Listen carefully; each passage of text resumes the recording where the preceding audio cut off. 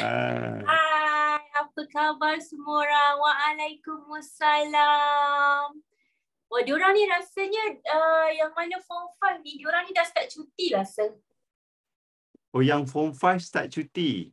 Form 4, form 5 mereka dah start cuti sebab sekarang tengah bahang SPM Dah nak sedang. bahang SPM. Betul. Tak tahan panas kan bahangnya, jadi terpaksa cuti. So, korang akan cuti sampai bila ya?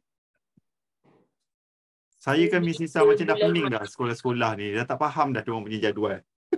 Yelah, sebab dulu semuanya hujung tahun. Sekarang ni bulan 3. Ya. Lepas tu macam dah masuk awal tahun tapi masih lagi hujung tahun. So macam tak faham lah budak-budak sekarang ni, generasi COVID ni, Tapi nasib korang sebab lah. hari ni diorang cuti. Rasanya tak ada reason kot untuk diorang tak join sekolah pelarasan kita hari ni. Betul tak, Sir?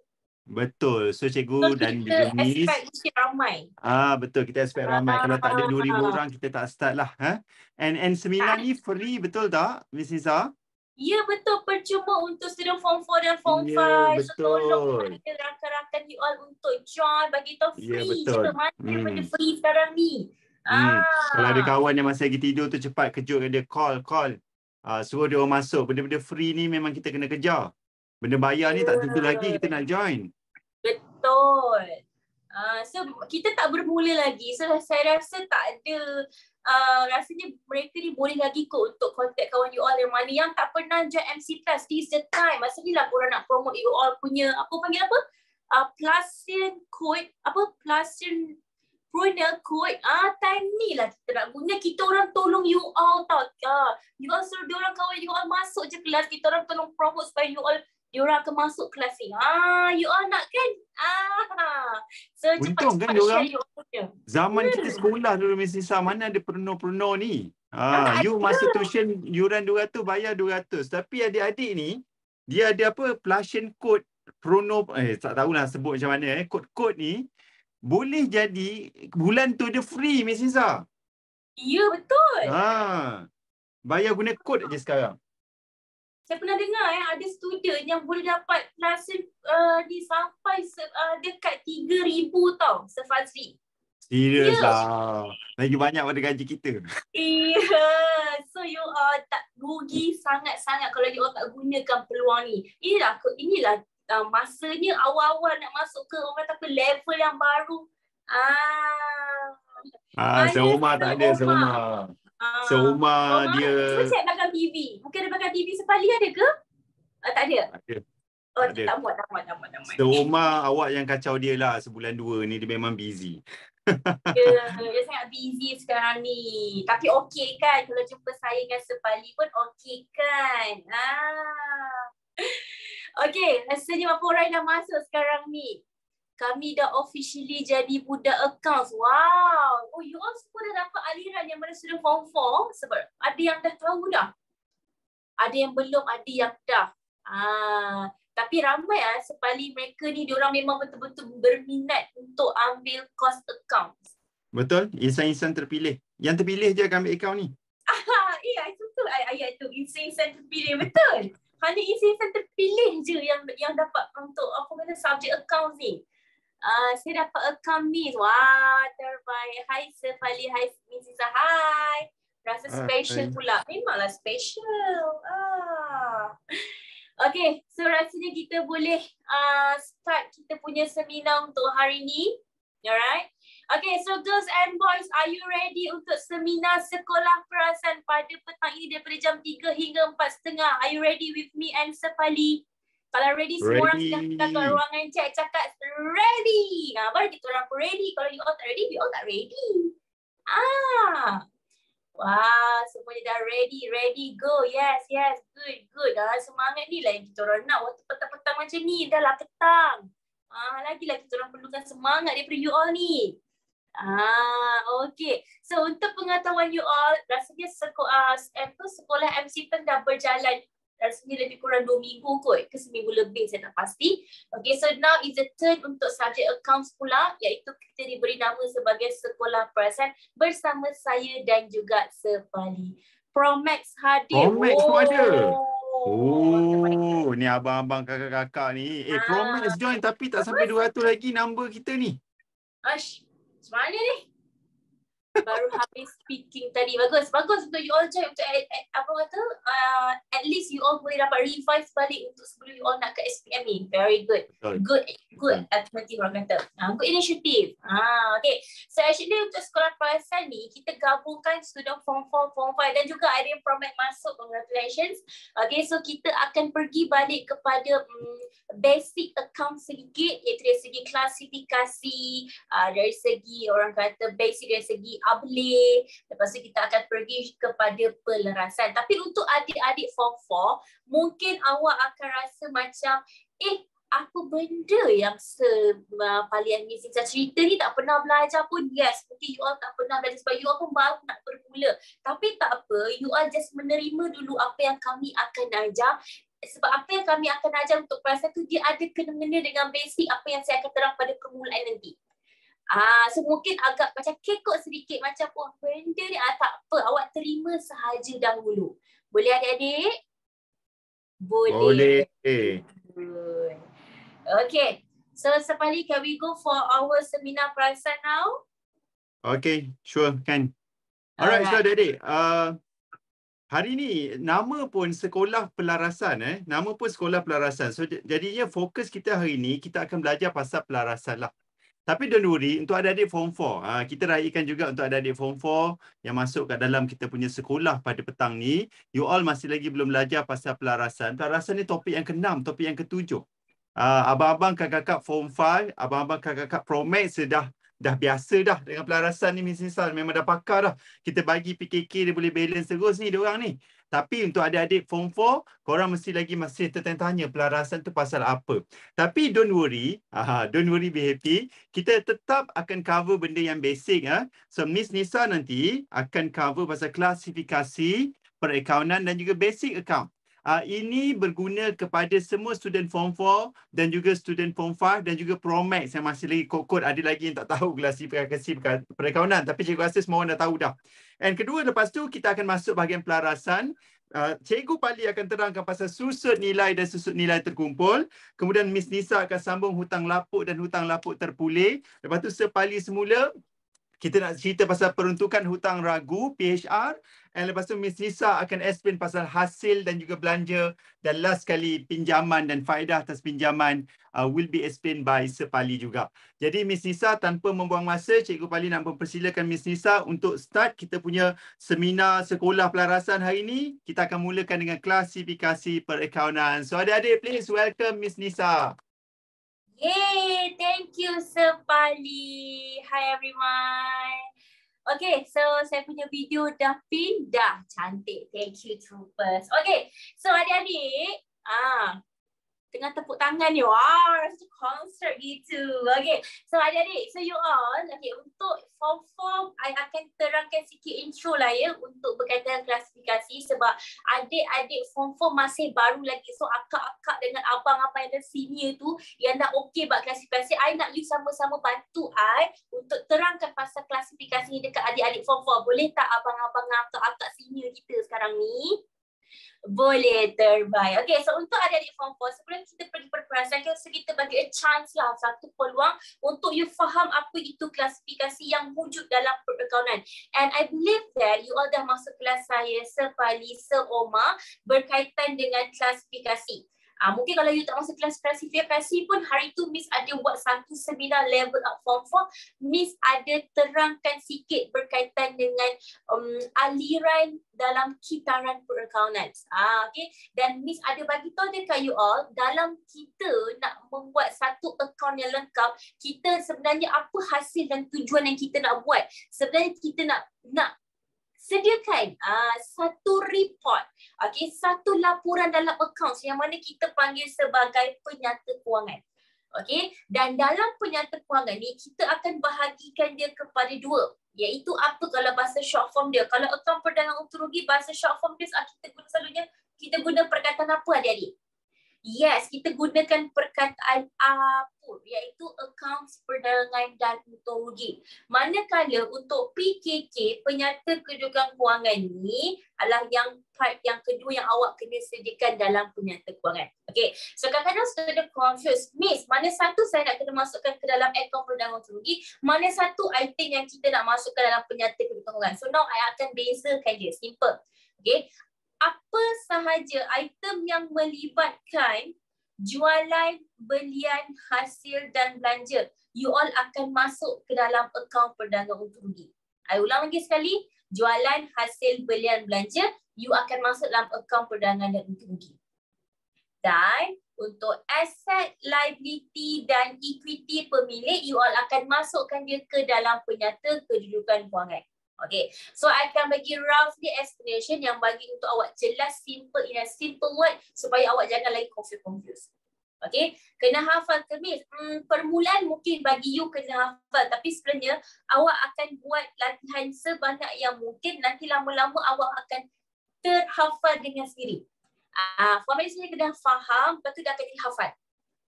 Macam tu. Ya, nanti dah terbiasa, betul. Siapa dah memang insan-insan terpilih akaun dia mana tahulah. Okay, so kat sini I nak bezakan, okay, kenapa nama dia akaun perdagangan untung rugi? Sebab akaun perdagangan untung rugi ni dia adalah terbaik pada akaun perdagangan, akaun untung rugi. Okay, akaun perdagangan dia punya tujuan adalah untuk mendapatkan untung kasar ataupun rugi kasar.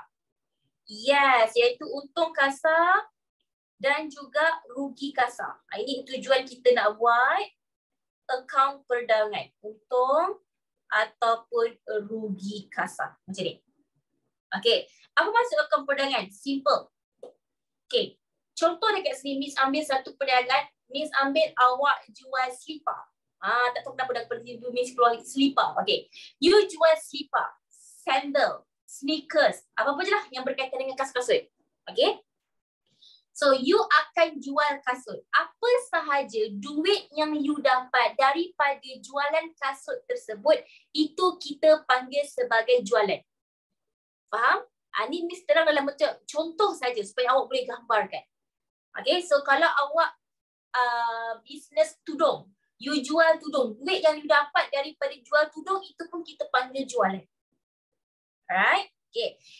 Yang kedua, sebelum you nak jual kasut, jual sandal, jual sneakers dan sebagainya, right? You kena beli kasut dulu, betul tak? You kena beli kasut dulu. You beli kasut tu dulu, baru you boleh jual. Yang you beli kasut tu, okay, kasut tu kita panggil sebagai barang niaga.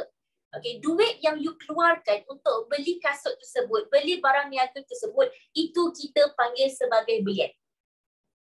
Belian. Yes, macam kos, betul. So, duit yang you dapat daripada jual kasut, tolak dengan duit yang you keluarkan untuk beli kasut, you akan dapat untung atau rugi kasar. Kalau you tolak, you dapat positif, nama dia untung kasar. Tapi kalau you tolak, you dapat negatif, maksudnya rugi kasar. Belian tu maksudnya you beli barang niaga. You beli barang tu memang tujuan you untuk jual dia. You bukan contoh you beli alat tulis, lepas tu you nak guna alat tulis. Itu tak boleh panggil belian.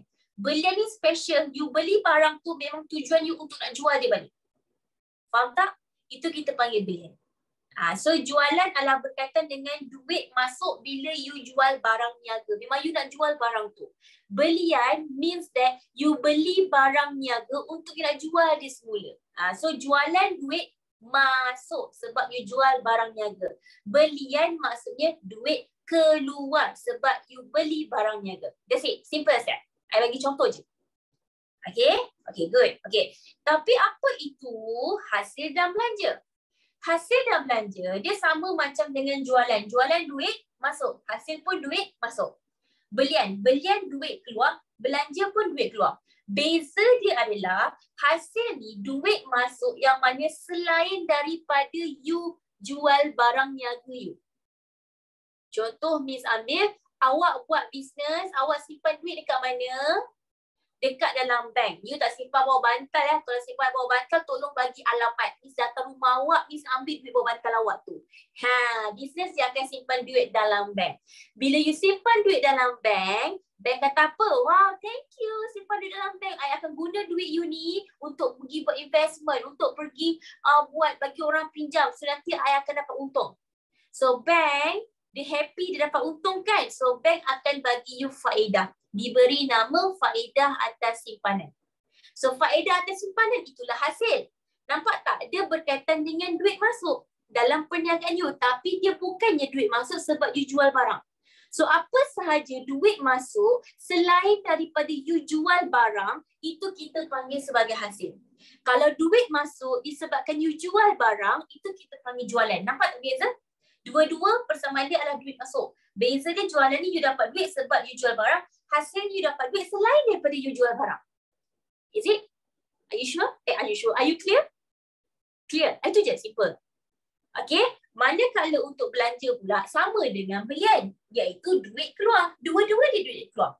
Bezanya kalau belian berkaitan dengan duit keluar sebab you beli barang niaga. Belanja ni duit keluar selain daripada you beli barang niaga. Contohnya awak bayar gaji pekerja, awak bayar sewa kedai, awak bayar bil air, bil elektrik, bil internet. Faham tak? Dia adalah duit keluar tapi selain daripada barang niaga. So senang kata, jualan dengan belian ni dia macam main you punya business. You beli barang niaga, you jual barang niaga. So jualan belian. Okay? Tapi kalau hasil dengan belanja, dia adalah selain daripada ni. This adalah aktiviti bisnes yang utama. Okay, faham tak? Jualan, okay, dengar betul. Jangan confuse. Dengar betul. Semua orang dengar betul. Saya sebut betul ni. Jualan dengan hasil persamaan dia duit masuk. Okay, yang tu faham tak? Jualan dengan hasil persamaan diorang adalah duit masuk. Okay, itu clear adik-adik? Terutama yang form 4 ni. Okay, beza dia, jualan ni, awak dapat duit sebab awak jual barang niaga.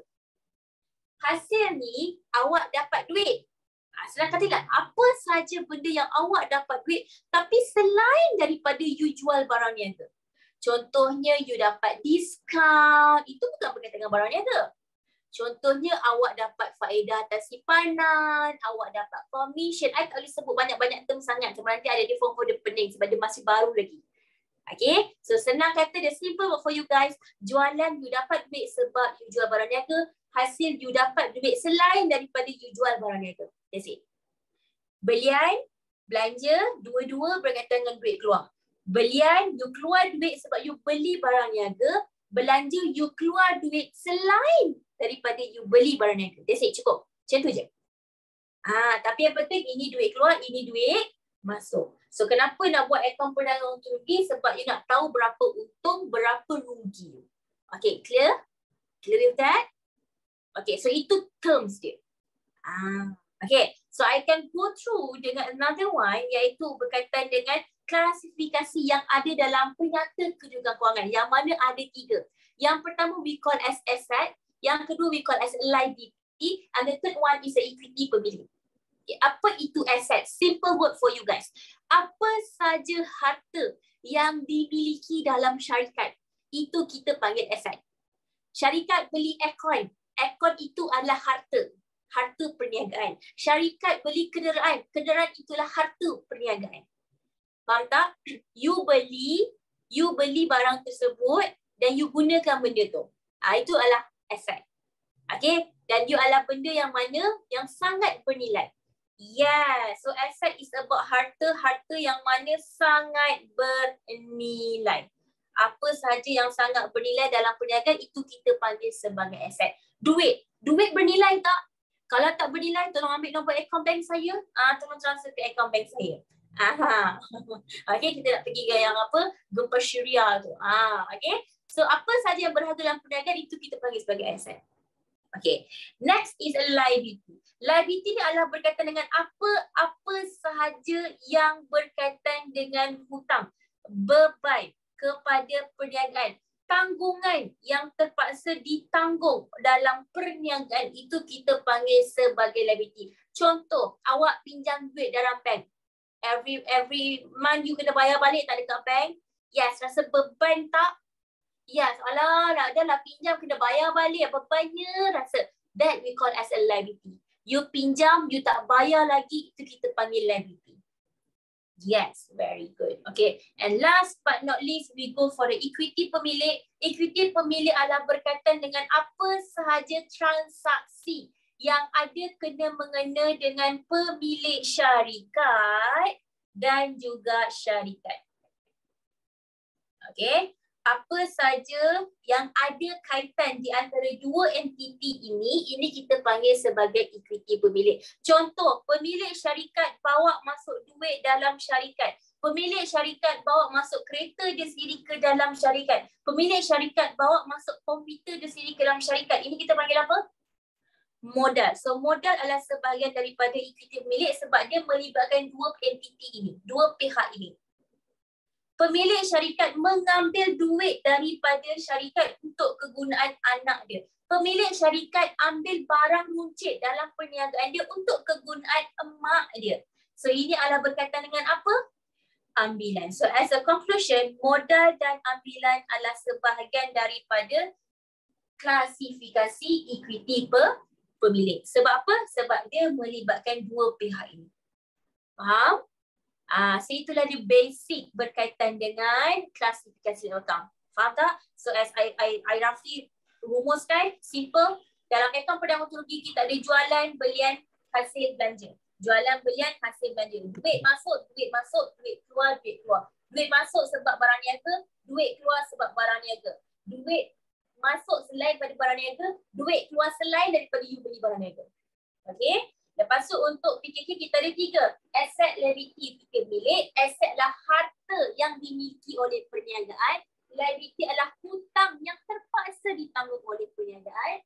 Equity pemilik adalah apa sahaja transaksi yang melibatkan dua pihak ini, iaitu modal dan juga ambilan. Okay. You kena bagi faham betul-betul ni sebab jadi kita nak perasan you lagi jelas. Apa yang kita bagi you faham dulu. Okay. Boleh? Boleh. Okay. So dari segi dia punya sudut, tak apa, after class I akan share notanya. Okay. Dari segi dia punya basic yang you kena tahu adalah aset belian belanja kita letakkan dalam satu book.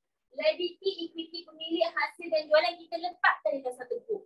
Yang mana aset belian belanja dia akan jadi belah debit kalau dia bertambah. Aset belian belanja dia akan jadi kredit kalau dia semakin berkurang.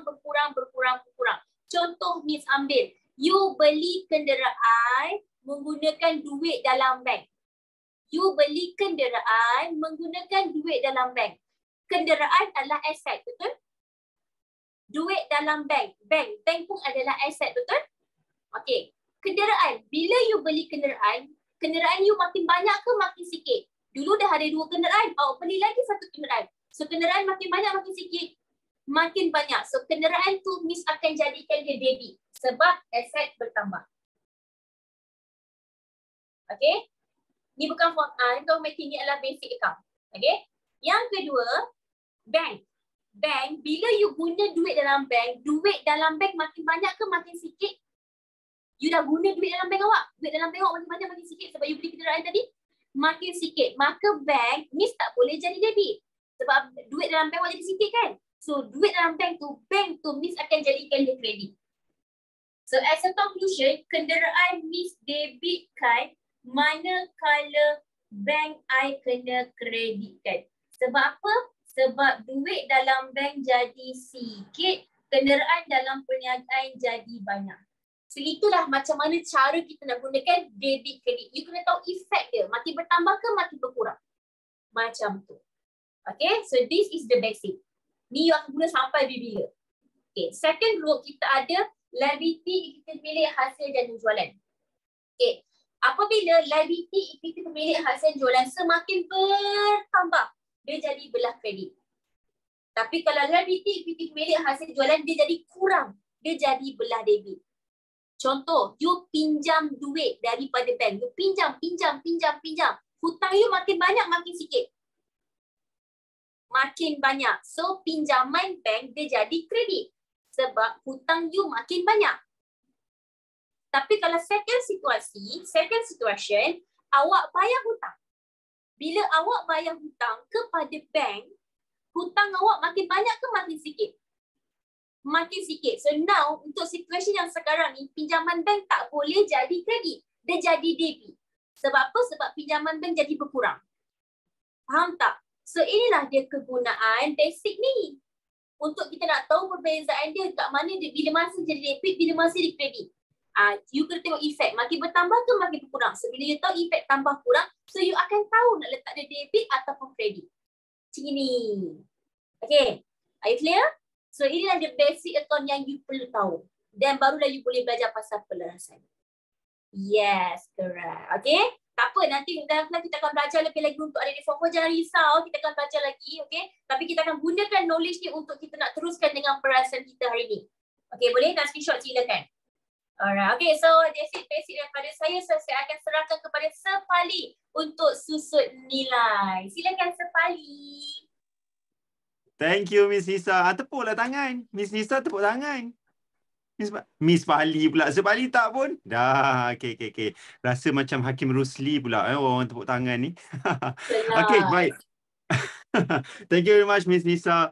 Miss Nisa dah explain panjang lebar. Actually, tu tak cukup panjang lebar lagi kan Miss Nisa. Sebab hari ni sekolah pelarasan kita cuma sejam setengah. Jadi adik-adik, janganlah expect sejam setengah ni korang boleh terus dapat A kau. Okay, untuk adik-adik form 4, perjalanan masih lagi jauh. Untuk adik-adik form 5, perjalanan dah halfway. Alright, so nak dapat A account tu kena sabar. Ambil masa kadang-kadang setahun, kadang-kadang 2 tahun ni barulah first time kita dapat A. So kalau daripada sekolah pelarasan sejam setengah ni, kita just nak bagi you overall picture account tu sebenarnya macam mana. Tapi apa yang Miss Nisa dah explain tadi adik-adik, dia memang menggambarkan basic perakaunan secara keseluruhannya. Jadi my advice tu adik-adik semua yang Cikgu Pali kasihi. Kalau awak nak perjalanan awak, journey awak belajar account ni smooth sailing ni, terutamanya adik-adik form 4. Okay, smooth sailing, awak kena spend masa yang sangat banyak untuk belajar bab yang kedua ni. Bab yang kedua ni ialah bab klasifikasi perakaunan dan juga persamaan perakaunan. So buat latihan banyak-banyak persamaan perakaunan sampailah korang terbiasa. Nampak je ABT, korang nampak aset. Nampak je ABB, liability. Nampak je tunai, aset. Nampak je bank, aset. Nampak je sewa terima, awak tahu itu adalah hasil. Nampak je kadar bayar, awak tahu itu belanja. Nampak je modal, nampak je apa-apa untuk bersih, awak tahu itu di bawah equity pemilik. So kalau you all dah clear, setiap account tu akan masuk ke dalam kategori klasifikasi yang mana, insyaAllah selepas ni senang sikit nak belajar. Bukan senang sikit, senang banyak. Tanya abang kakak Promax, abang kakak Form 5 ni kalau tak percaya. Okay. Cuba awak perhatikan dia orang ni, kakak abang awak ni, apa perkataan yang paling selalu keluar daripada mulut dia orang kalau dia sebut belajar pasal account? Guys, apa perkataan yang selalu keluar dekat mulut dia orang kalau dia orang belajar account? Balance, debit, credit. Balance, debit, credit. Balance, debit, credit. Itu je lah yang disebut. So kalau bab debit credit ni, perkataan yang paling banyak disebut awak tak settle, dan macam mana awak nak belajar benda yang lagi susah. So tolong, okay, spend some time, okay, untuk belajar bab yang kedua ni. Bab ni mudah tapi jangan dimudah-mudahkan. Okay, baik. Jom kita nak terus belajar pasal pelarasan. Tadi Miss Nisa ajar bab yang kedua. Miss Nisa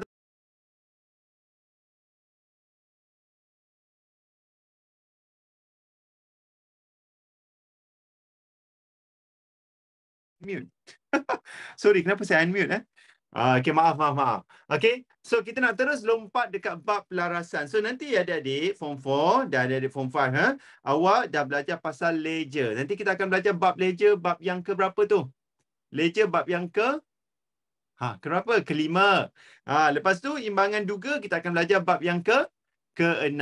And selepas imbangan duga, kita akan belajar pasal penyata kewangan. Penyata kewangan pula terlompat.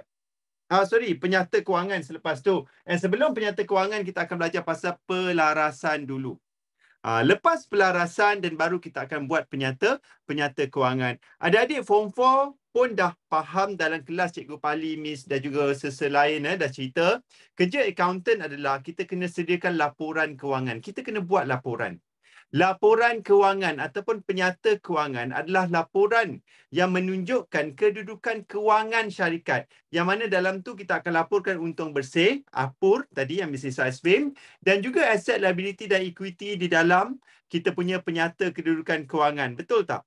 Jadi bila kita buat laporan, laporan kita tu mesti betul ke boleh tipu-tipu, Zatun Najwa? Mestilah kita nak laporan kita tu betul sebab kita nak orang percaya dengan penyata kewangan kita. Jadi sebelum kita buat penyata kewangan tu, kita kena buat pelarasan dulu. Kenapa kita kena buat pelarasan? Sebab sometimes benda kat dalam imbangan duga ni dia ada yang tak betul. Kadang-kadang dia terlebih, kadang-kadang dia terkurang, kadang-kadang sepatutnya dah masuk dalam imbangan duga tapi dia tak masukkan lagi. Kadang-kadang patutnya belum masuk tapi dah termasuk dulu, faham tak? Ada yang kita tak catat, kadang-kadang memang benda tu belum jadi lagi ya. So jadinya imbangan duga ni dia ada keraguan. Dia ada kesalahan yang perlu kita betulkan dulu. Sebab tu dalam akaun ada konsep pelarasan. Pelarasan ni maksudnya kita nak buat pembetulan. Kita nak buat adjustment. Okay, apa yang kita dah rekodkan kat dalam imbangan duga. So that bila kita dah buat adjustment, dah buat pembetulan, dah edit. Fatin dah amend dia, dah ada maklumat yang betul, barulah kita boleh buat penyata kewangan. Okay, bab pelarasan ni unfortunately dia adalah bab yang tak dikemari oleh student. Ni berdasarkan pemerhatian cikgu lah. Mungkin awak suka. Okay, berdasarkan pemerhatian cikgu, ramai student tak suka bab pelarasan. Oh, kalau jumpa penyata kewangan tu nampak maklumat tambahan. Aisyah suka. Nampak maklumat tambahan, lemah kaki kita rasanya. Betul tak? Sebab banyak sangat maklumat tambahan, maksudnya banyak lagi pelarasan yang awak kena buat. Jadi, ni dia sekolah pelarasan. Kita nak explain one by one jenis-jenis pelarasan tu. Baik. Cikgu Pali akan explain pasal apa? Pasal susut nilai. Okey. So apa yang dimaksudkan dengan susut nilai? Ingat tak tadi Miss Nisa ada cerita pasal aset? Salah satu jenis aset yang kita ada ialah aset bukan semasa. Adik-adik, apa tu aset bukan semasa? Aset bukan semasa adalah aset yang kita boleh gunakan dalam tempoh masa yang panjang. Contohnya saya beli TV ni, MC Plus yang belikan. MC Plus beli TV ni, kita boleh guna TV ni untuk tempoh masa bertahun-tahun, betul tak? So dia adalah aset bukan semasa. Cikgu beli iPad ni, cikgu tak pakai iPad ni macam Pampers. Macam Pampers, tukar Pampers anak saya, tiap-tiap hari kena tukar kan. Kita beli ni, kita tak buat dia macam Pampers. Yang mana kita tukar dia hari-hari. Kita nak pakai dia dalam tempoh masa yang lama. Bertahun-tahun ni nak pakai. Beli handphone nak guna bertahun-tahun. So ini semua adalah contoh aset bukan semasa. Jadi aset bukan semasa ni dia akan direkodkan di dalam penyata kedudukan kewangan. Tapi tuan-tuan dan puan-puan ketahuilah nilai aset kita ni dia akan berkurangan bila lagi lama kita pakai dia. Betul tak? Betul tak? Lagi lama awak pakai dia, nilai dia yang sebenar ataupun nilai buku dia akan semakin berkurangan. Ni logik lah. Awak beli kereta harga RM100,000, selepas 5 tahun awak dah pakai dia, boleh tak awak jual balik pada harga RM100,000 juga? Mana boleh? Nilainya dah berkurangan. Okey, nilainya dah berkurangan. So, berkurangan itulah yang dipanggil sebagai susut nilai. Okey, ia dipanggil sebagai susut nilai. So, adik-adik, dalam akaun, susut nilai ni dianggap sebagai belanja. Kenapa belanja? Sebab bila aset kita turun nilai, kita untung ke kita rugi? Kita rugilah. Jadi kat dalam APUR, akaun perdagangan untuk rugi, susut nilai akan direkodkan di bahagian belanja. Persoalannya, setiap aset yang kita ada, berapa ribu ataupun berapa ratus nilai susut nilainya. Yang ini wallahualam tak ada siapa yang tahu. Yang kita boleh buat sebagai accountant adalah hanyalah menganggarkan. Kita akan membuat anggaran kenderaan susut nilai berapa banyak. Perabot susut nilai berapa banyak. Alatan pejabat susut nilai berapa banyak. Jadi, nak kira susut nilai ada kaedahnya. So ada berapa kaedah? Ada 3 kaedah lah secara mudah. Yang pertama, kaedah atas kos. Apa formula kaedah atas kos? Peratus darabkan dengan kos. So peratus tu akan disetkan oleh syarikat tu sendiri. Katakanlah saya ada kenderaan yang berharga RM100,000. So saya nak tahu dah setahun saya pakai kenderaan ni dia susut berapa banyak. Jadi syarikat cakap okey kita ambil 10%. So 10% darabkan dengan kos kenderaan tu RM100,000.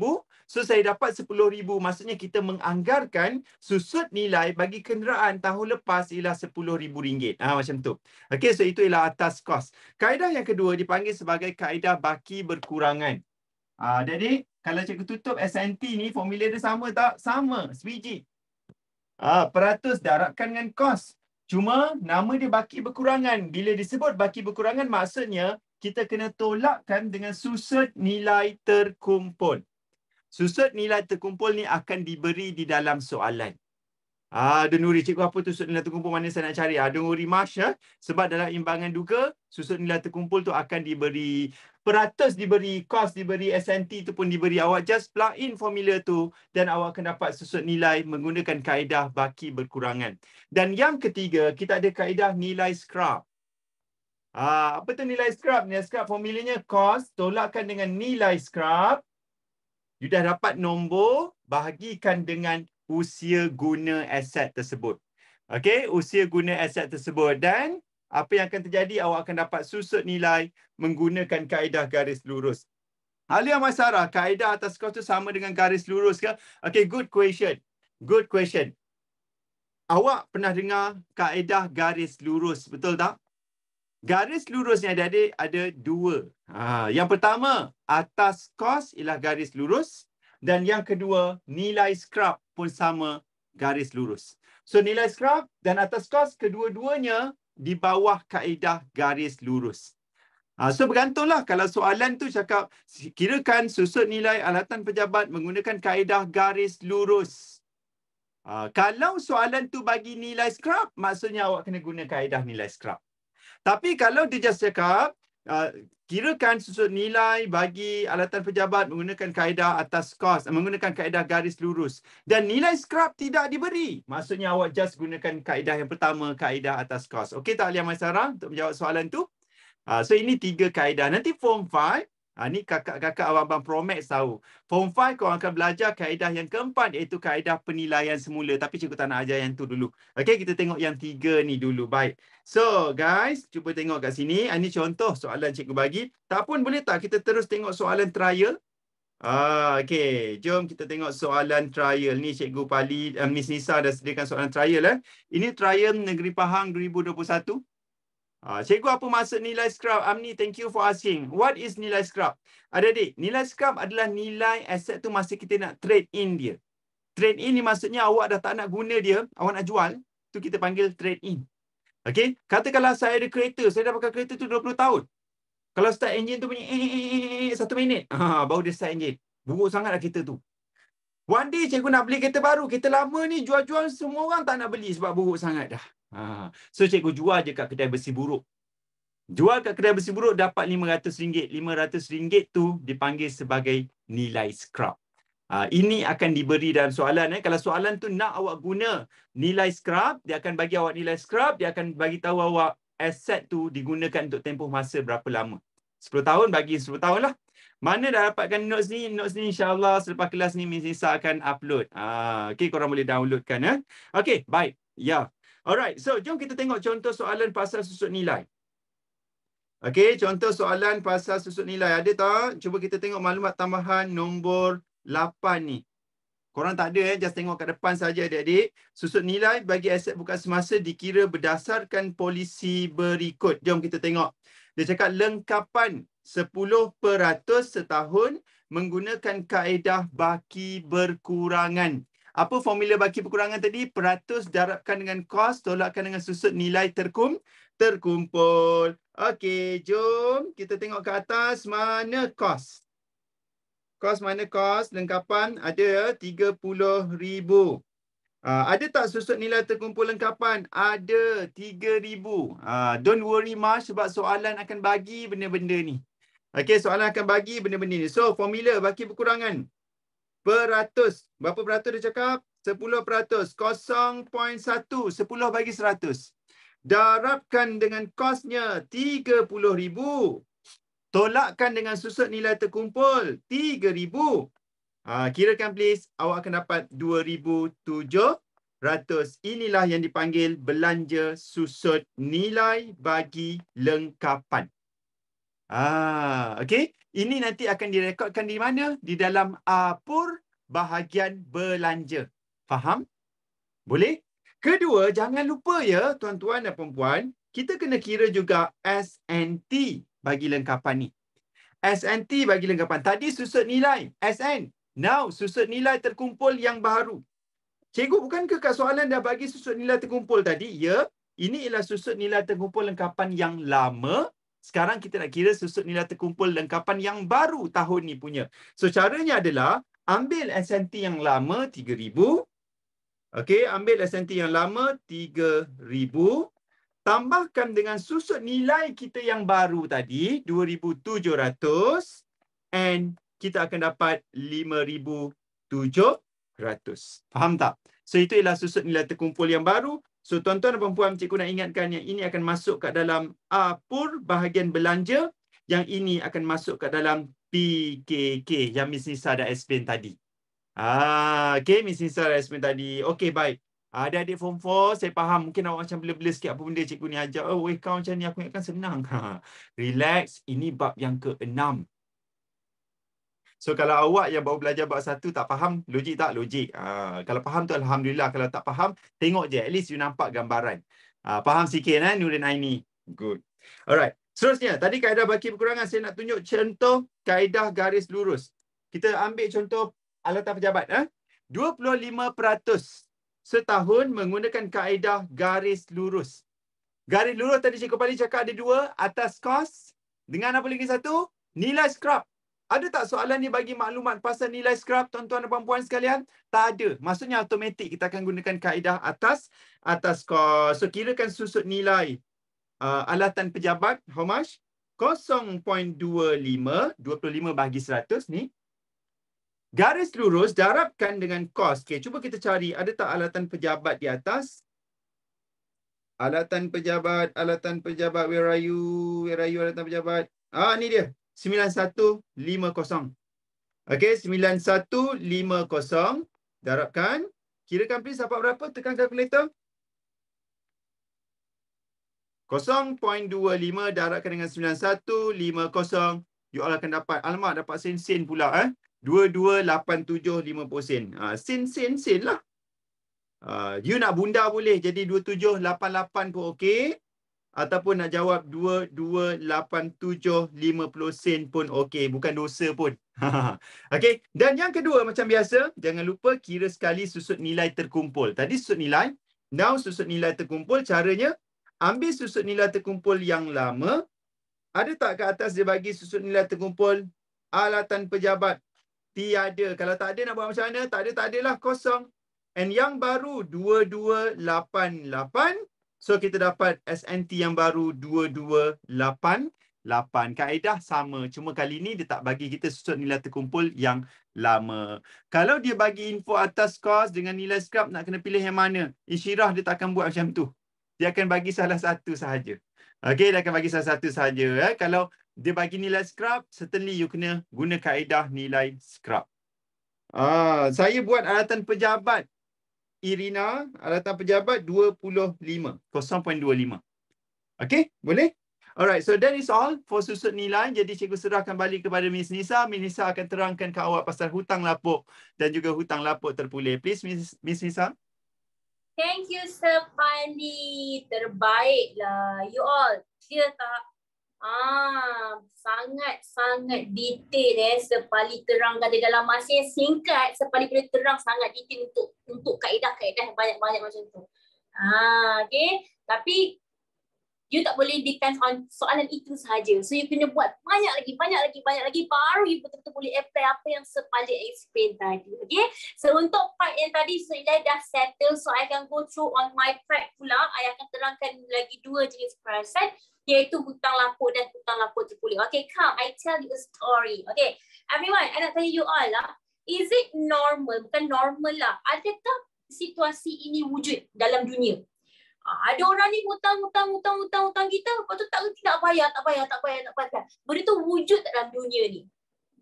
Wujud. Benda tak boleh nak lari. Kalau ada jenis yang situasi macam ni, okay, kita pun dalam accounts pun kita ada cara dia. Kita ada kaedah untuk nak overcome benda ni. Kita nak record dia. Bukan overcome lah. Kita memang tak nak overcome lah kalau orang tak nak bayar. Okay? Kita ada cara untuk kita nak recordkan bagi situasi yang mana bila kita jual barang kepada customer kita dan customer kita tak boleh nak bayar. Disebabkan oleh beberapa sebab lah. Yang pertama sebab apa? Akak-akak apa-apa sini. Cuba share dekat adik-adik awak ni. Kenapakah sebab customer kita ni tak boleh bayar? Yang pertama, dia dah meninggal dunia awak. Dia dah meninggal. Macam mana kita nak kutip daripada dia? Kalau Miss pun tak nak, takut. Lari dulu. Okay. Yang kedua, sebab apa kita tak boleh nak kutip hutang daripada customer kita? Orang tu hilang, Miss. Dia tambah sikit, hilang kena colek. Boleh lah. Okay. Orang tu hilang, missing in action. Tak tahu dia pergi mana. Pergi Thailand ke, pergi Australia ke, pergi Bangkok ke, tak tahulah pergi mana. Okay. Yang ketiga disebabkan oleh orang tu dah move list, dah tak ada apa-apa harta, dah tak ada apa-apa duit awak. Kalau orang tu dah tak ada apa-apa harta, awak push lah macam mana pun, dia boleh bayar tak duit awak? Tak boleh, okay? And last but not least, orang tu sudah tidak waras lagi. So kalau orang tu tak waras, cuba try pergi minta, saya takut nanti kan dia minta duit dekat awak pula. Okay? So disebabkan keempat-empat lah menyebabkan kenapa berlakunya hutang lapuk. Hutang lapuk maksudnya bila you ada customer hutang dengan awak dan dia tak boleh bayar. Sebabkan 4 sebab ni, kita panggil sebagai hutang lapuk lah. So, daripada I punya explanation ni, kalau you fikir dengan logik ya, benda ni menguntungkan perniagaan ke ataupun merugikan perniagaan kita? Of course lah merugikan perniagaan kita. So, bila dia merugikan perniagaan kita, dia asal hutang lapuk ni, dia jatuh di bawah kategori belanja. Faham tak? Apa saja yang merugikan perniagaan dia akan jadi sebagai belanja.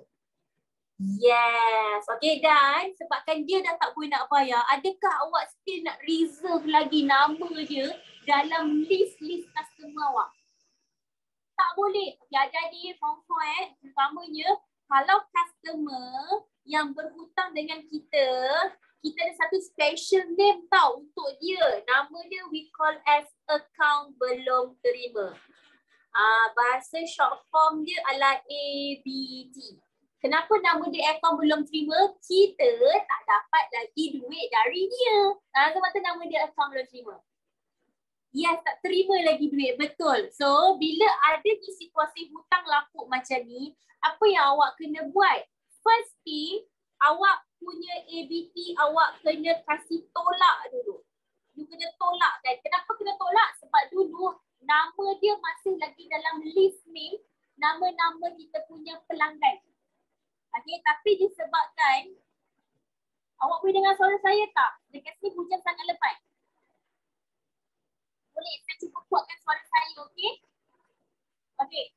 Bila dia dah tak boleh bayar kita, okey? I kuatkan suara Bila customer tu dah tak boleh bayar kita, maka kita kena keluarkan nama dia daripada list name nama pelanggan kita. So apa yang kena buat dekat ABT, awak akan tolakkan dia. You akan tolakkan dekat ABT. Lepas tu, the second step yang you kena buat adalah hutang lapuk awak akan jadi semakin bertambah. Kenapa bertambah? Sebab dulu memang dah ada customer yang tak boleh bayar. So hutang lapuk tu memang dah wujud dalam perniagaan kita. Tiba-tiba bila masuk hujung tahun, ada lagi orang yang tak boleh bayar. Maka hutang lapuk jadi makin bertambah. Saya punya phone ni tak ada voice isolation. Sekejap cuba. Tak ada sebab I pakai iPhone X. iPhone X tak ada. Voice isolation tak ada. Okay, boleh dengar suara saya? Lepas hujan.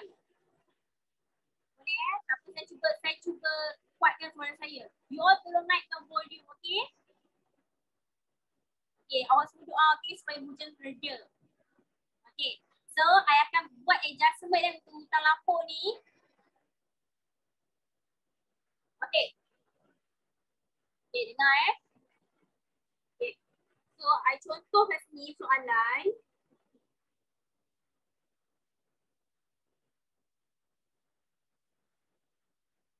Okay, ni dia punya ayat. Apa? Okay.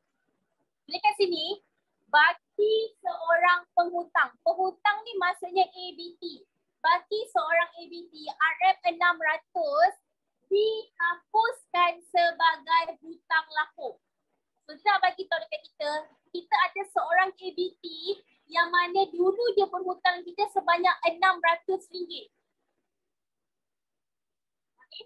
Dia berhutang sebanyak RM600. So, kita akan jadikan dia sebagai hutang lapuk. Boleh dengar suara saya? Dia jadi sebagai hutang lapuk. Okey, saya kena tekan sikit. Okey. So, apa yang akan buat? First thing, ABT akan jadi drop. ABT akan jadi berkurang. So, I akan pergi cari perkataan ABT. Akan berhentinya dulu nilai dia 12,600. Okay. Tapi disebabkan adanya hutang lapuk, maka Miss akan tolak sini 600. Jadi nilai pelanggan kita, total pelanggan kita dia akan jadi 12,000. Nampak tak impact dia? I tengah buat pembetulan. Sepatutnya 12,600. Tapi RM600 ni pelanggan tak boleh bayar. Kan? Dah dihapuskan. Maka nilai ABT kita yang baru jadi 12,000. Itu I cara betulkan dia. Kita kena betulkan dia. Okay. Yang kedua, pergi cari perkataan hutang lapuk. Ada nampak perkataan hutang lapuk? Ada. Nilai dia 530. Dulu kalau kita ikutkan, hutang lapuk 530. Tapi disebabkan bila kita tengok-tengok balik, oh ada lagi orang tak boleh bayar. Maka hutang lapuk you jadi makin banyak ke makin sikit? Makin banyak, makin rugilah kita. Maka hutang lapuk terpaksa kita tambahkan. So here, I plus 600. So nilai baru untuk hutang lapuk dia akan jadi sebanyak RM1,030. 1,100 kan? RM1,130. Dapat tak adjustment dia? Itu adjustment untuk hutang lapuk. Apa adjustment? Yang pertama, ABT tolong tolak. Dan bila dia nampak hutang lapuk, tolong tambah. Tapi kalau dekat soalan tak ada perkataan hutang lapuk, maka you just wujudkan saja perkataan hutang lapuk tu nanti. Maksudnya dulu sebelumnya tak ada hutang lapuk. Sekarang dah ada hutang lapuk. 600 tu daripada soalan awak. Bagi seorang penghutang 600 dihapuskan sebagai hutang lapuk. So menunjukkan adanya hutang lapuk. Hutang lapuk ni apa ke PKK? I tanya you balik. Hutang lapuk ni kategori apa tadi I cakap dengan you? Dia menguntungkan ke kita ataupun merugikan kita? Merugikan kita. Maka hutang lapuk ni adalah di bawah kategori belanja, betul? Kalau belanja kita masuk dekat apa ke dekat PKK kawan-kawan? Dekat apa? Sebab dekat PKK cuma ada aset, liability dan equity pemilik sahaja. Iya betul. Yes, faham? Yang ABT ni nanti awak akan masukkan dia dekat bahagian PKK. Sebab apa? Sebab ABT adalah kita punya asset. Yes, correct. Okay, next. Can I go through for another one? Okay, let's go. Okay, so kita ada kesinambungan cerita daripada hutang lapuk tadi. Kita ada hutang lapuk terkulit. Dia sambung. Kalau cerita K-drama tu 16 episod, dia ni cuma ada 2 episod je. Okay, bila ada hutang lapuk, kemungkinan akan ada hutang lapuk terkulit. Tapi kalau tak ada hutang lapuk terkulit takkan ada. Apa hutang lapuk terkulit? Hutang lapuk, customer tak boleh bayar awak. Memang tak boleh bayar. Hutang lapuk terkulit, tiba-tiba customer yang tadi yang tak boleh bayar ni, tiba-tiba datang kat kita, dia bayar. Tapi yang meninggal tu tak lah awak, jangan cek pasal. Okay? Dia punya pewaris dia datang bayar ke, apa-apalah. Okay? Yang dia akan datang bayar. Jangan macam-macam. Okay? So hutang lapuk terkulit adalah hutang yang mana dulu kita dah hapuskan tapi dapat dibayar. So hutang lapuk terkulit dia menguntungkan kita ataupun merugikan kita? Kalau hutang lapuk rugi, sebab tu dia belanja. Tapi hutang lapuk terkulit dia menguntungkan kita. Bila dia menguntungkan kita, maka dia jatuh di bawah kategori hasil. Pandai. Simple je. Yes. Dan dia tak kena dengan ABT. Awak jangan pula pergi tolakkan ABT. Itu hujan slow. Awak jangan pula pergi tolakkan ABT. Jangan. Sebab tadi awak dah tolak belum ABT kat sini? Dah. Kalau kat sini awak tolak lagi ABT, dia jadi double deduct. So jangan tolakkan dia. So kalau hutang terlampau terpulih simple, awak dapat duit kan? Awak dapat duit. So bila awak dapat duit, duit dalam bank awak ataupun tunai yang ada dekat tangan awak akan jadi bertambah. So dia punya cara nak betulkan dia adalah awak pergi tambah dekat bank tunai, awak pergi tambahkan dekat perkataan hutang lapuk terpulih. Tapi kalau tak ada, tolong wujudkan perkataan tersebut.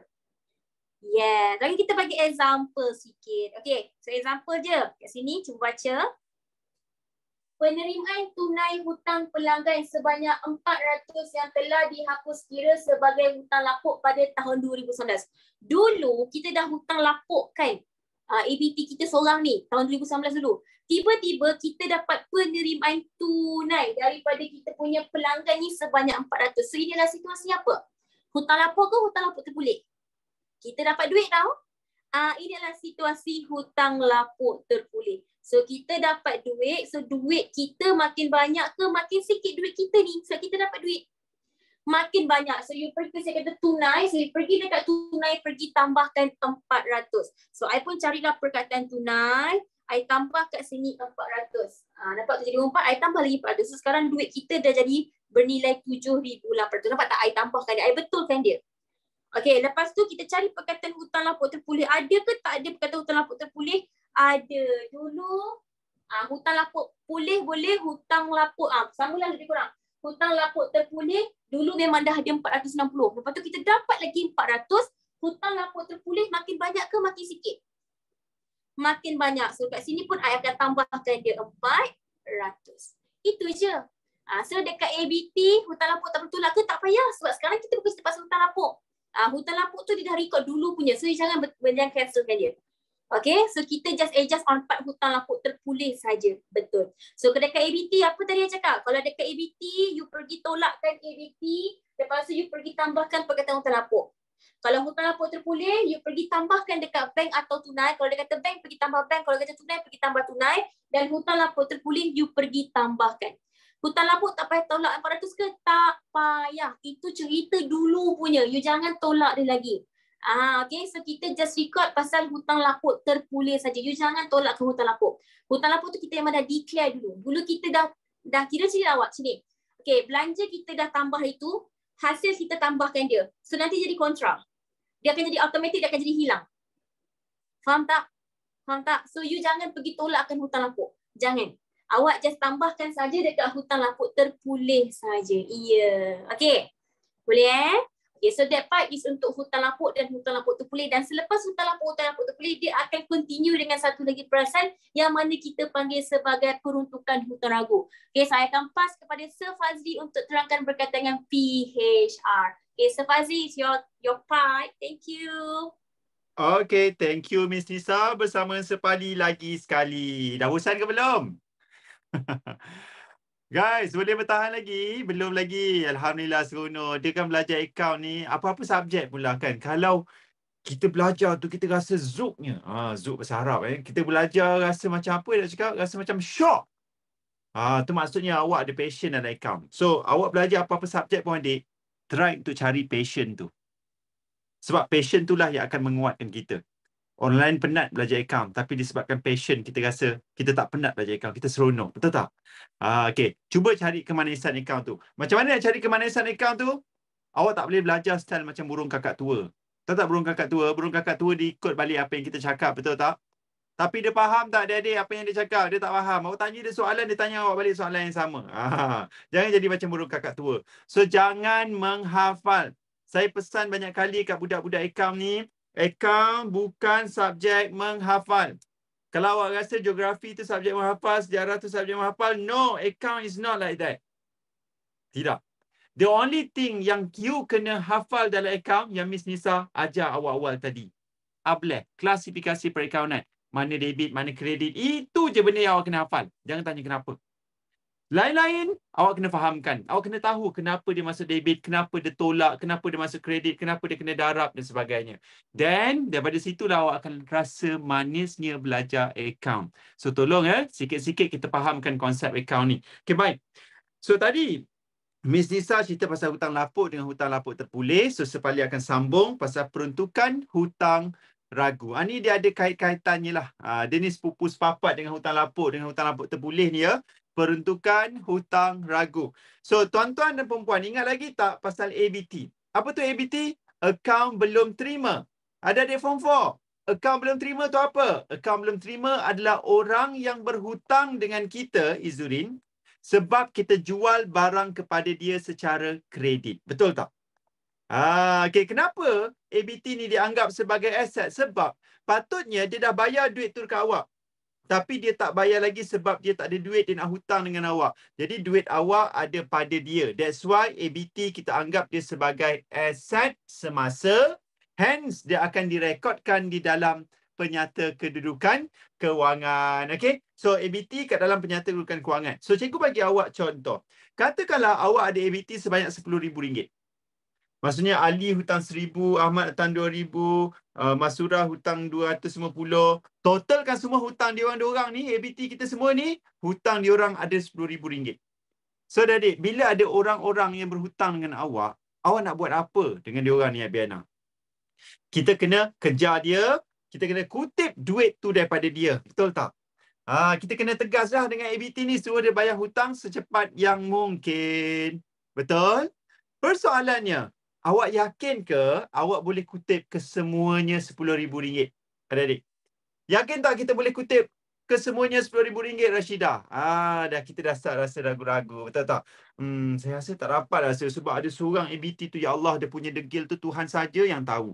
Kita call tak pernah angkat, message, blue tick, ujung-ujung dia block saya, cikgu. Okay? So maksudnya kalau macam ni, macam mana nak bayar hutang?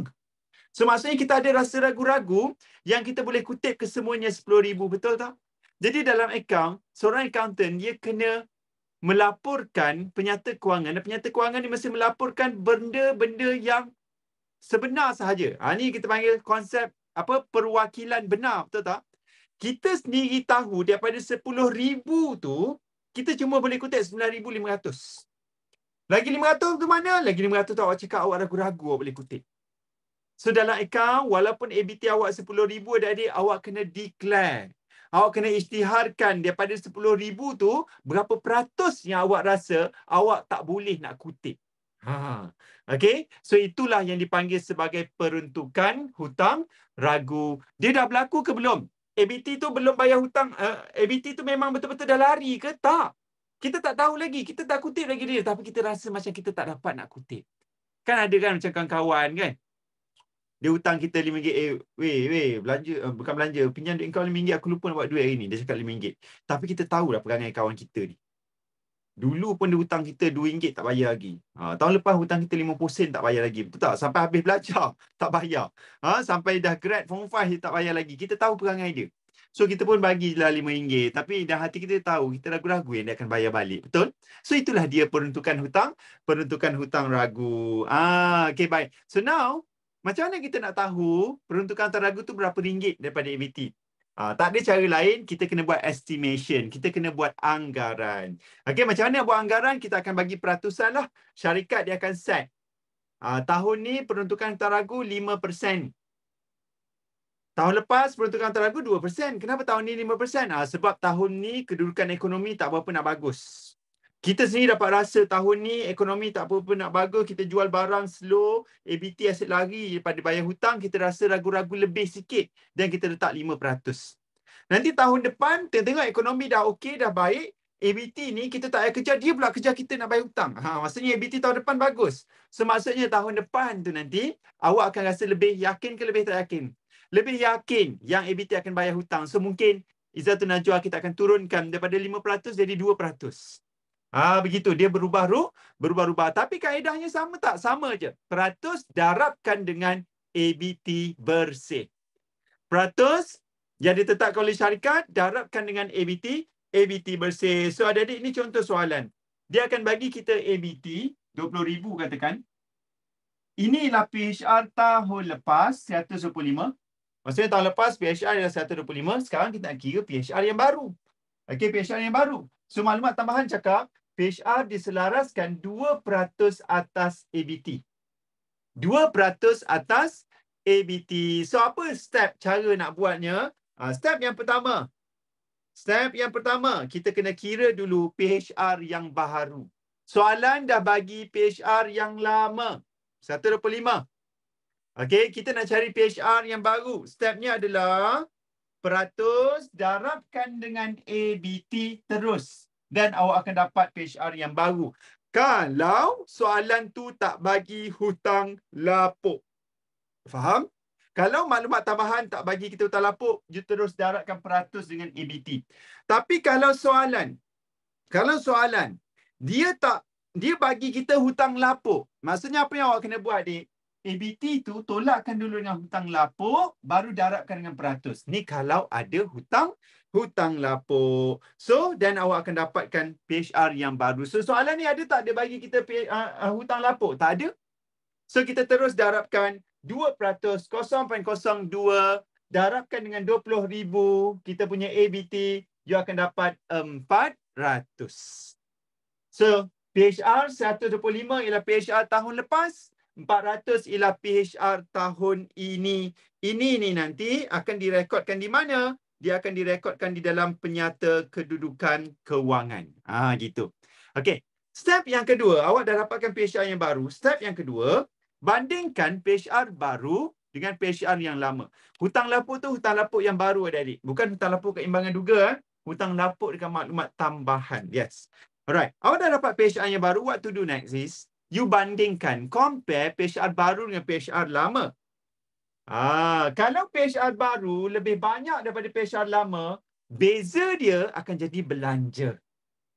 Contoh, ni 125 betul? 125 PHR lama. PHR baru berapa, dik? 400. 400 tolak 125 ni dapat berapa? 275. 275 ni nanti akan masuk ke dalam apur sebagai belanja. Tapi kalau PHR yang baru lebih rendah pada PHR lama. PHR lama 125, PHR baru 100. Turun 25. So 25 tu nanti akan jadi hasil kat dalam akaun perdagangan untuk rugi. Gitu. Itu je step PHR. Jom kita tengok satu contoh soalan very quickly ya, sebab kita punya masa sangat-sangat mencemburui kita. Kita tengok soalan yang kedua, soalan keluang 2022. Set 1. Okey, soalan ni dia bagi kita ABT 12,600, betul? Dia ada tak peruntukan taragu? Ada. So ini ialah peruntukan taragu dia yang lama ya, 200. Peruntukan taragu dia yang lama ialah 200. So cuba kita tengok ada tak maklumat tambahan bagi kita hutang lapuk? Ada. Maklumat tambahan nombor 8. Baki seorang penghutang 600 dihapuskan sebagai hutang lapuk. Jadi adik-adik, tuan-tuan dan puan-puan sekalian, kita nak kira PHR yang baru, kita perlukan PHR ABT yang bersih. So formula, tengok yang bawah. 3% atas ABT bersih. 0.03 darabkan dengan ABT kita 12,600. Okey, 12,600. And jangan lupa 12,600 ni kena tolakkan dengan 600 hutang lapuk yang baru jumpa tadi. Okey, so dapat 12,000 darabkan dengan 0.03, awak dapat berapa? 360. Ini adalah PHR kita yang baru. Dia akan direkodkan di dalam PKK. Clear? Step yang kedua, bandingkan PHR baru dengan PHR lama. Jom kita tengok PHR lama. PHR lama 200. PHR baru 360. Naik ke turun tu, tuan-tuan dan puan-puan? Naik ke turun tu? Turun kan, daripada 200 pergi ke 360. Dia naik sebanyak 160. Is it? So 160 ni ialah penambahan PHR. Dia akan direkodkan di dalam apur sebagai apa? Sebagai belanja. Itu je untuk PHR. Okey tak? Okey? So kalau okey, cikgu serahkan balik kepada Miss Nisa. Miss Nisa akan explain pasal hasil dan juga belanja. Pelarasan hasil dan belanja. Please, Nisa. Alright, thank you. Nampak tak? Tadi saya terang pasal tentang apa tadi? Saya terang berkaitan dengan orang tak boleh bayar. Mana Miss? I'm here. Ada ke? Awak macam saya ke? Saya di sini, saya di sini. Ada. Kita main cak-cak sekejap tadi. Okey, nampak tak tadi? Macam tadi saya terangkan pasal ABT tak boleh bayar. Lepas tu saya terang ABT tiba-tiba boleh bayar pula. Yang ketiga ABT tu tiba-tiba kita tak tahu dia mungkin boleh, mungkin tak boleh. Itu kita panggil sebagai peruntukan hutang ragu. Nampak? So 3 beradik ni dia saling berkait. Okay, so you jangan confuse hutang lapuk tu apa, hutang lapuk terpulih tu apa, peruntukan hutang ragu tu apa.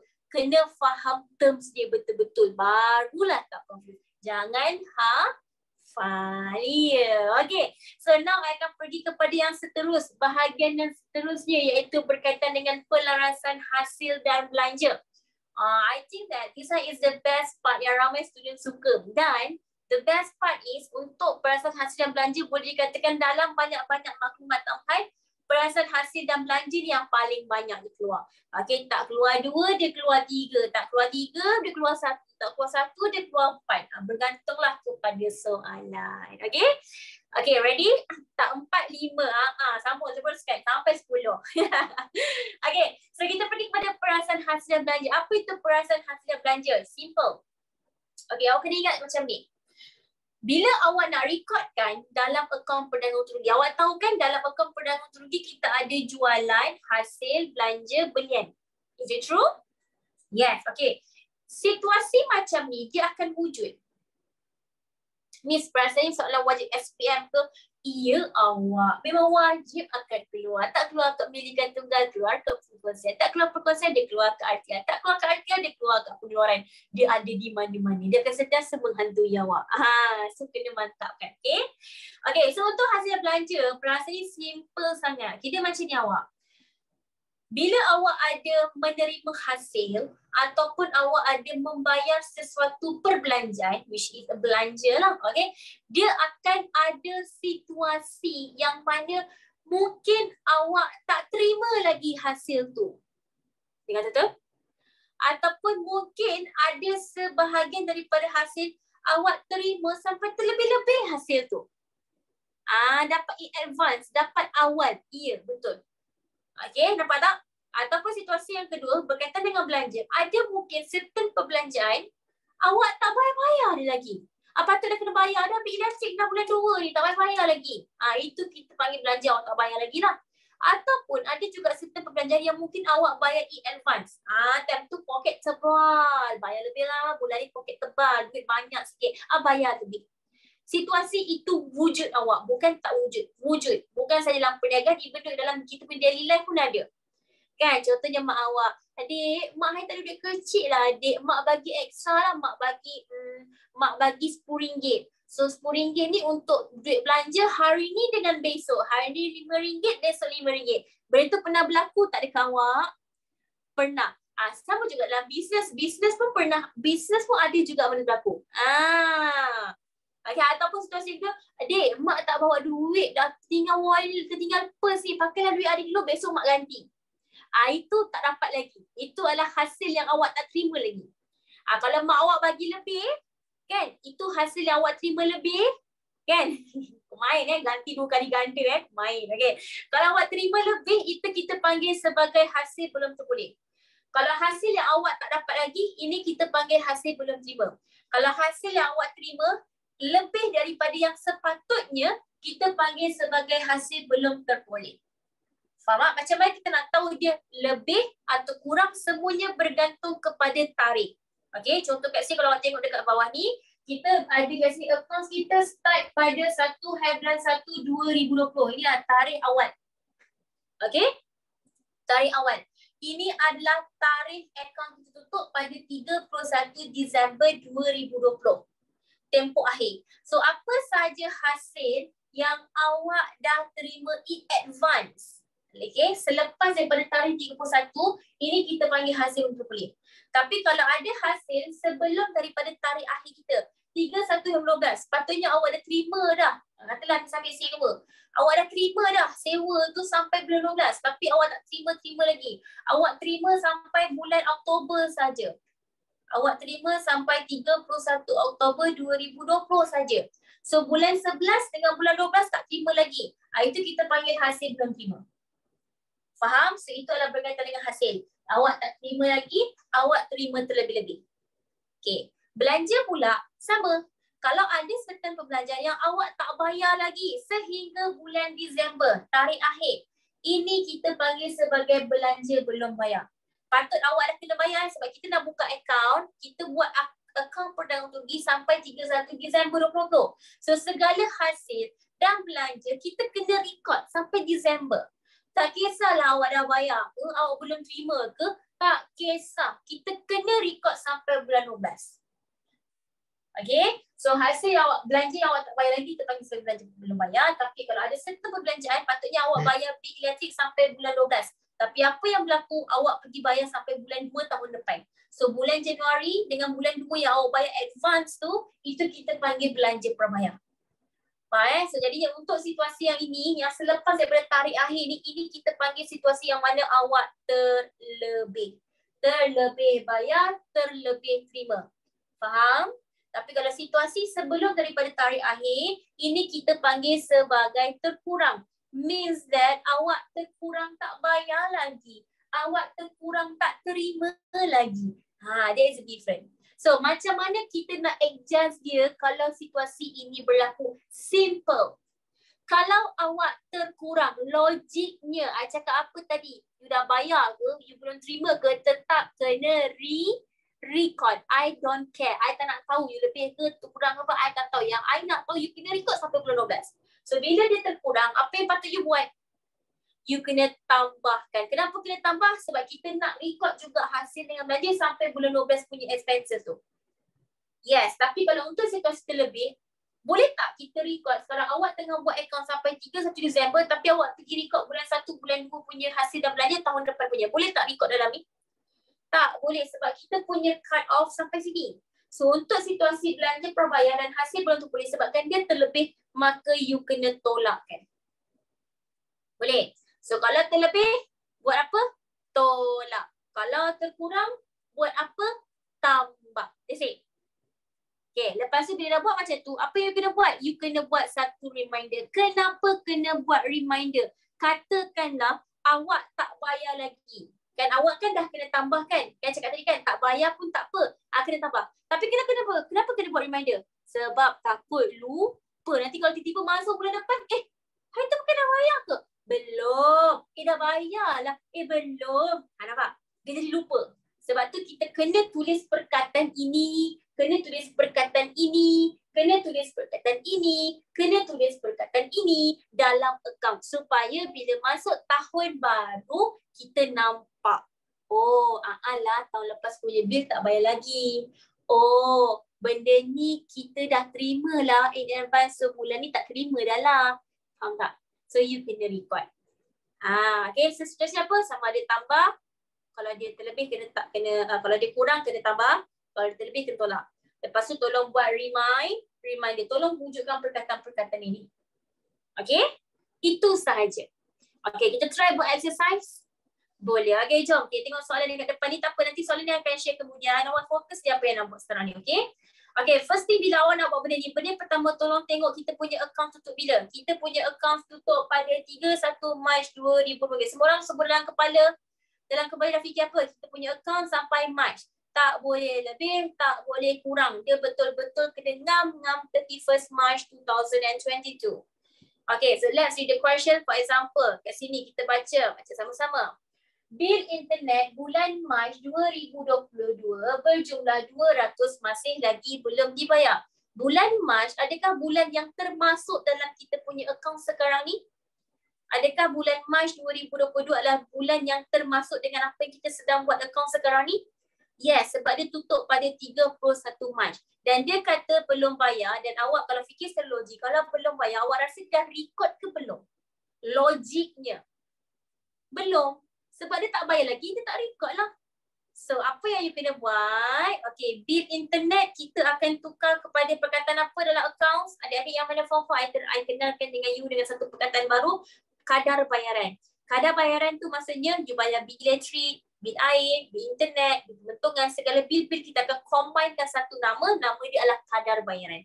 Okay, so apa kadar bayaran yang awak nampak dekat dalam imbangan juga ni, yang 1050 ni adalah kadar bayaran yang tak termasuk. Yes, sama dengan utility, betul. Okay, utility tu pun sama. Utility pun sama, elektrik, air sama. Utility kadar bayaran benda yang sama. Dia tukar-tukar nama je. Okay, so Apa yang awak nampak 1,050 ni adalah kadar bayaran yang tak termasuk March. Tapi awak kena tambah sebab sekarang ni awak tengah buat akaun sampai March. So yang apa yang awak nampak 1050 ni sampai Februari tak boleh. Sebab bila you tengah buat apa sampai March, semua belanja, semua hasil, semua belian, semua jualan sehingga March mesti kena record. Tak kisahlah dah bayar ke atau belum terima. That's why here, I akan pluskan 200 sebab 200 punya bill ni I tak bayar lagi. Tak apa, tambah je. Sebab kita nak tahu berapa belanja yang sebenar sehingga bulan Mac itu. Tapi takut nanti terlupa pula beli tak bayar. Maka you akan buat satu reminder, you wujudkan perkataan apa? Kadar tak bayar lagi Kadar bayaran belum bayar.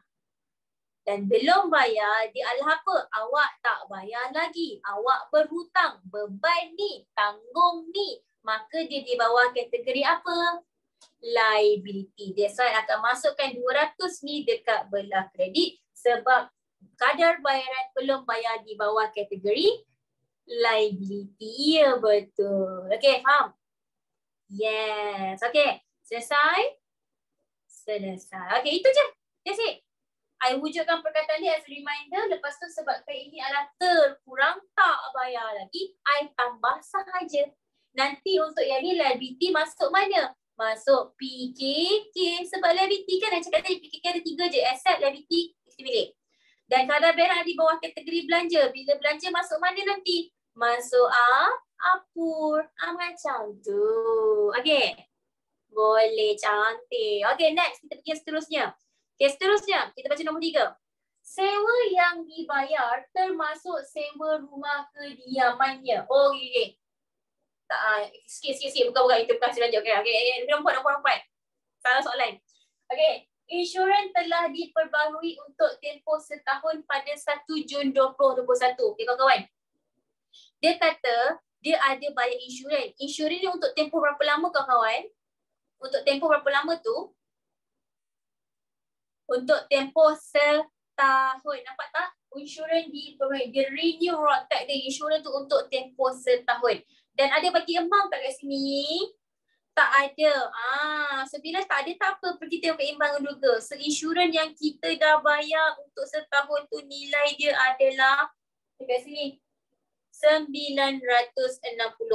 So 960 yang awak nampak dekat PKK ni adalah untuk setahun punya amount. Okay, saya tulis kat sini 960 ni adalah setahun punya amount.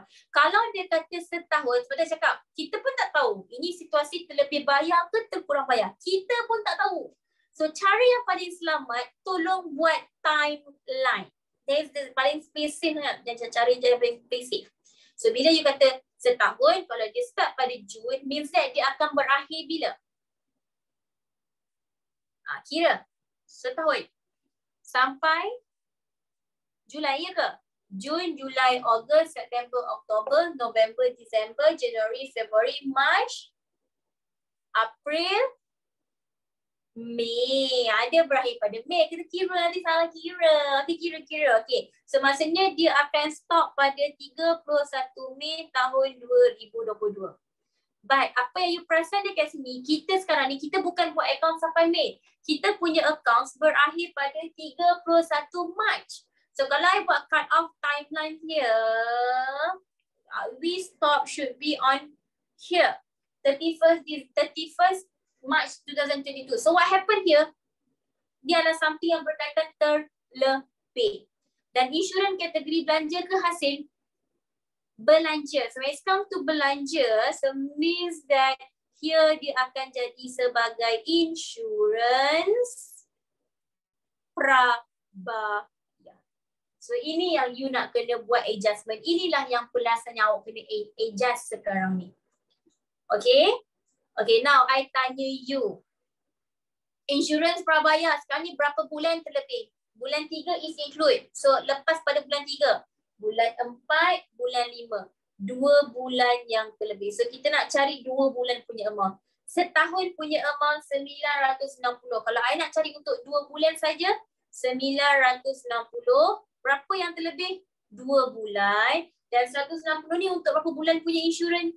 12 bulan punya. So, I akan bahagi dengan 12. Kalau katalah insurans ni untuk 6 bulan, saya akan buat 2/6. Tapi sebab tadi dia kata setahun, sebab tu yang bagi 2 per 12. Sebab 960 bahagi dengan 12, baru darat dengan 2. So, ini jalan shortcut dia. Okay, so dapat berapa? 160. So, 160 ialah kita punya insurans prabayar. So, inilah yang you kena adjust. Okay, now I tanya you. Insurans prabayar something yang terlebih atau something yang terkurang? Simple. Awak dah bayar lebih pada March. Terlebih. Kalau logik, kalau kita fikir something yang terlebih, you nak kena tambah dia lagi atau you nak kena tolak dia? Tolak dia. So, you pergi dekat perkataan kadar bayaran, you go for kadar bayaran here. Insurans prabayar. You berikan insurans prabayar here, you minus 160. Sebab kita hanya nak record sehingga March punya nilai saja.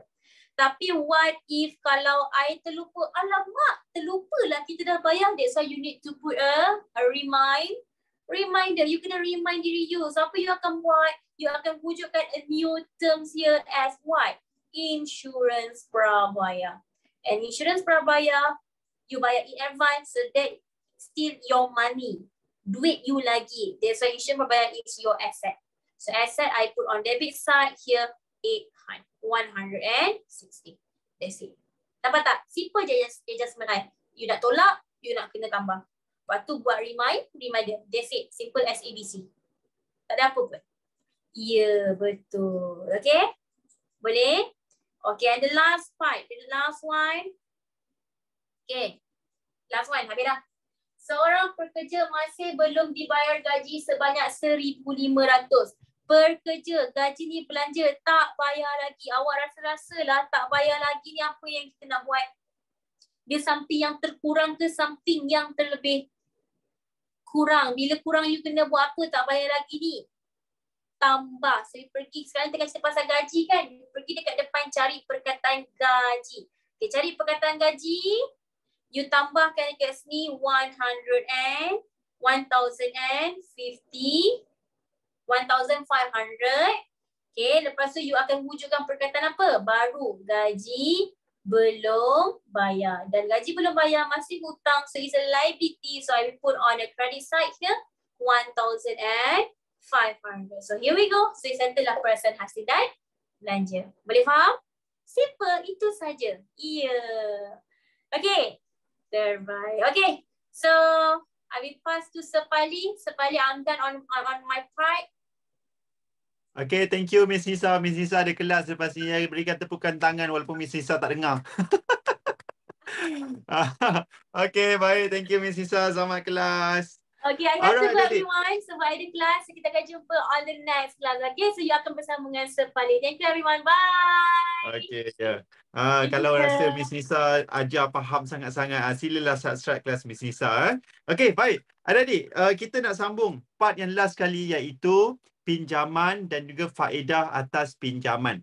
Okay, so dalam PKK dia ada satu part tu, liability bukan semasa. Betul tak? Okay, liability bukan semasa, Firas. Yang mana liability bukan semasa ada dua, iaitu pinjaman dan juga gerai janji. Biasanya kita jumpa pinjaman. Biasanya kita jumpa pinjaman. So, pinjaman dia adalah liability bukan semasa. Tapi adik-adik, awak kena ingat. Bila kita membuat pinjaman dengan bank, kita kena bayar balik tak? Of course, kita kena bayar balik. Katakanlah awak buat pinjaman RM20,000, berapa banyak awak kena bayar balik kepada bank? Berapa banyak awak kena bayar balik kepada bank? Bank tak akan minta kita bayar RM20,000. Izzatun Najwa. Kalau bank tu nama dia bank ayah awak. Okay, bank ayah awak, dan yes, dia akan cakap pinjam RM20,000, bayar balik RM20,000. Tapi bank tu ayah kita punya ke? Tidak. Mak kita punya ke? Tidak. Pinjam RM20,000, kena bayar lebih pada RM20,000. Katakanlah bayar balik RM23,000.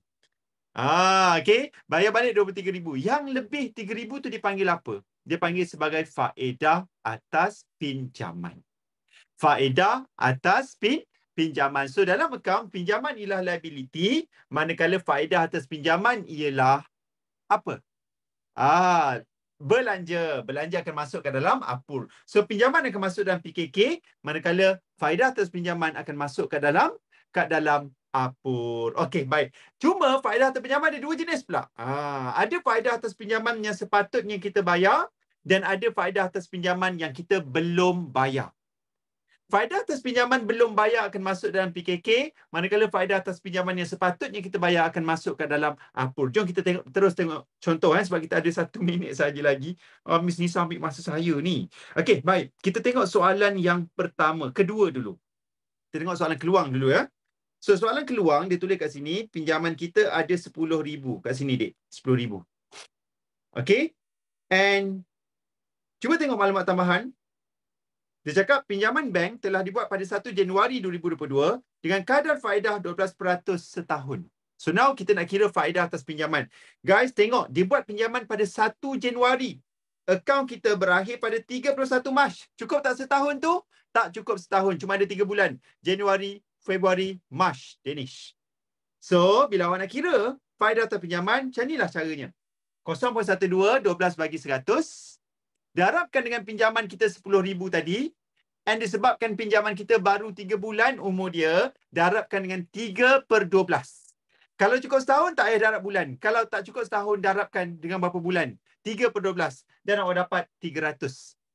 So, itu adalah faedah atas pinjaman yang akan direkodkan di dalam APUR sebagai belanja. Betul tak? Okey? Kedua, adik-adik, you kena make sure dulu yang mana perniagaan kita ni dah bayar belum faedah atas pinjaman. Macam mana nak tahu dia dah bayar ke belum? Kita akan tengok imbangan duga. Semua orang tengok imbangan duga.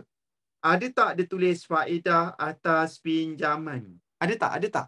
Kalau tak ada Fakriyah, maksudnya apa Fakriyah? Maksudnya faedah atas pinjaman 300 tadi, dia tak pernah bayar langsung.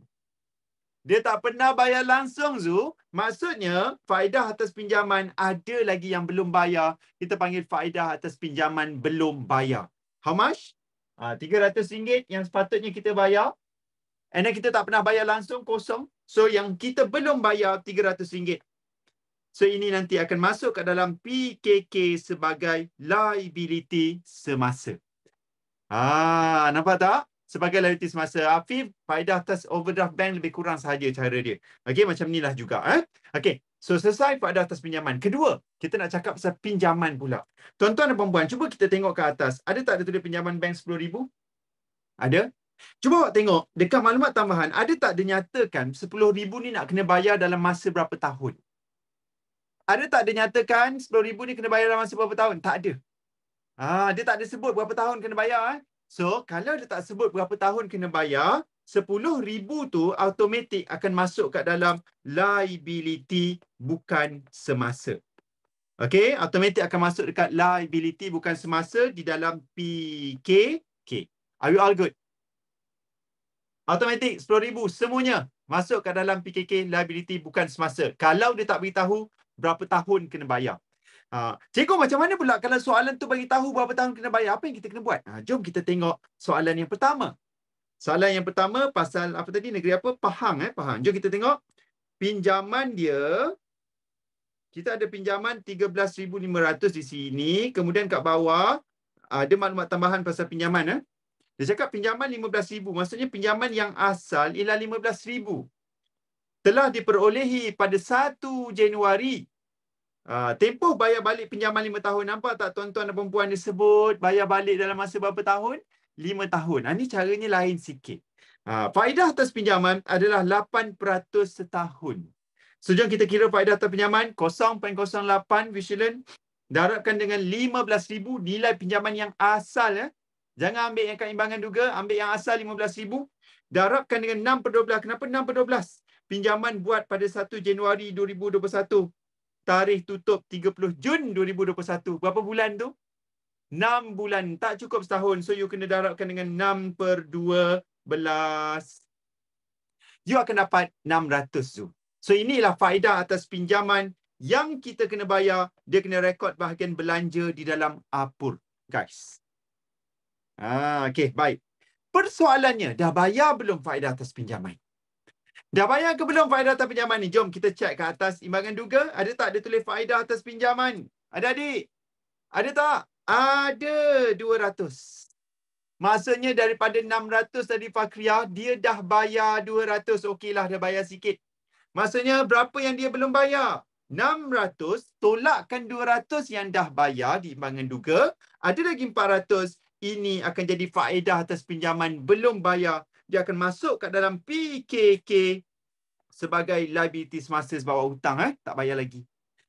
Tu faedah terpinjaman. Cumanya, beza soalan ni dengan soalan tadi dari segi dia punya pinjaman. Nak rekod dekat liability bekas semasa ke, aset liability bekas semasa ke liability semasa. Asalnya cikgu asyik typo je kat sini. Okay, baik. Jom kita tengok. Soalan ni tadi dia ada nyatakan kena bayar balik dalam tempoh masa 5 tahun. Soalan tadi tak ada. Soalan ni ada. So, kalau dia beritahu kena bayar dalam masa 5 tahun, maksudnya apa? Awak kena bayar balik pinjaman ni dalam masa 60 bulan. Betul tak? 5 tahun darabkan dengan 12 bulan, awak dapat 60 bulan.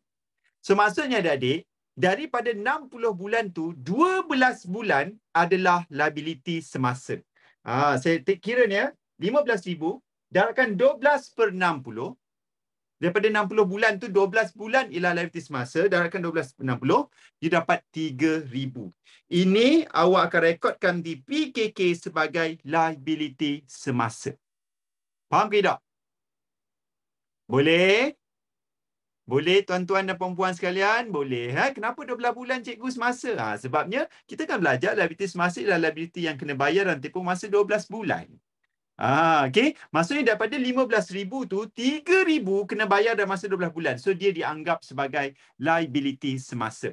Alright. Manakala selebihnya? Daripada 15,000, 3,000 liability semasa. So, selebihnya 12,000. 12,000 itulah liability bukan semasa. Begitu. Nampak tak beza soalan tadi keluang dengan soalan Pahang ni?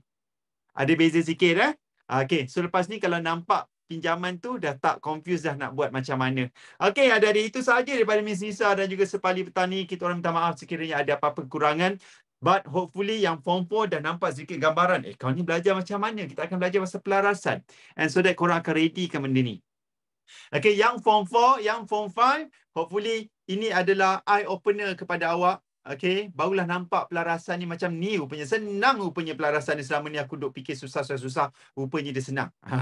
Yang mana adik-adik Promax, harapnya sekolah pelarasan pada petang ni membantu korang untuk recall balik, revise balik persediaan untuk SPM yang minggu depan akan start exam account. Alright, so tak kira lah awak level berapa pun, awak tetap di hati Cikgu Pali dan juga Sir dan Miss yang lain. Thank you very much for having us today. Jaga diri baik-baik. Jumpa dalam seminar dan kelas yang akan datang. Assalamualaikum warahmatullahi wabarakatuh. Bye-bye.